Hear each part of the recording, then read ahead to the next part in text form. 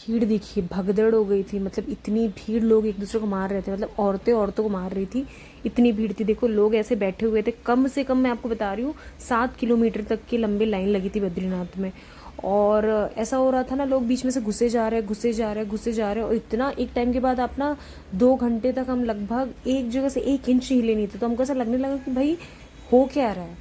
और ये हमारा मॉर्निंग का जर्नी स्टार्ट हुआ था बद्रीनाथ जाने के लिए। बहुत सुंदर है बद्रीनाथ, बहुत सुंदर है, उसमें कोई दो राय ही नहीं है। और दूसरा एक सबसे अच्छी चीज़ है कि यहाँ के रास्ते बहुत सुंदर हैं, आपको बिल्कुल भी ट्रैफिक नहीं मिलेगा, जैसे कि आपको यमुनोत्री, गंगोत्री या फिर केदारनाथ में मिलता है।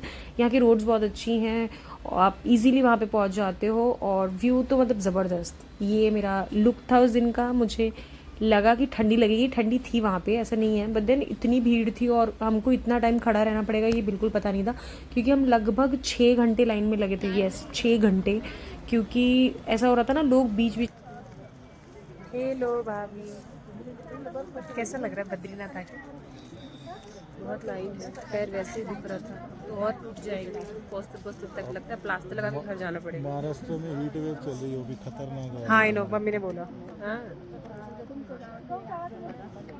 हमारा डिस्कशन हो रहा था रिगार्डिंग मुंबई, कि मुंबई में हीट वेव चल रही थी। वहाँ पे ठंडा था, बट इतना भी ठंडा नहीं था। आई फील आपको मॉर्निंग में तो अच्छा खासा ठंडा लग रहा था, मतलब मेन आप देवस्थान पे आपको ठंडा लग रहा था, बाकी बाहर तो बहुत गर्मी थी भयंकर। और मैं उस दिन मैंने साड़ी पहन ली थी। आप भीड़ देखिए आगे, ये हम रील बना रहे थे, बट पीछे आप मतलब लोग धक्का मुक्की कर रहे थे एक दूसरे को पागलों की तरह, मतलब बूढ़े से बूढ़े इंसान एक दूसरे को पागलों की तरह मार रहे थे। तो मुझे समझ नहीं आया, मतलब भगवान के जगह पे जाके इस तरीके से अगर आपको बिहेव करना है तो क्या मतलब, उस चीज़ का लॉजिक ही क्या है? आराम से चीज़ें नहीं हो सकती कहीं भी, इतना तो मैंने देख लिया।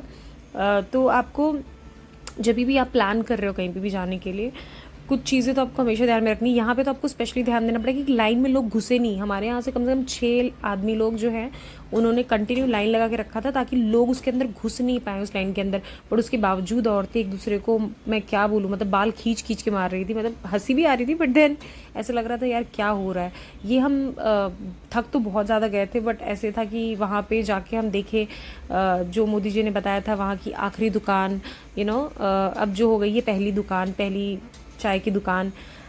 तो हम चल के थोड़ा दूर गए, यहाँ पे मैंने देखा बहुत सारी औरतें पैसे कमाने के लिए स्वेटर बुन रही हैं, और बहुत सुंदर सुंदर डिज़ाइंस बना रही थी, which is actually very impressive. बहुत अच्छा लग रहा था।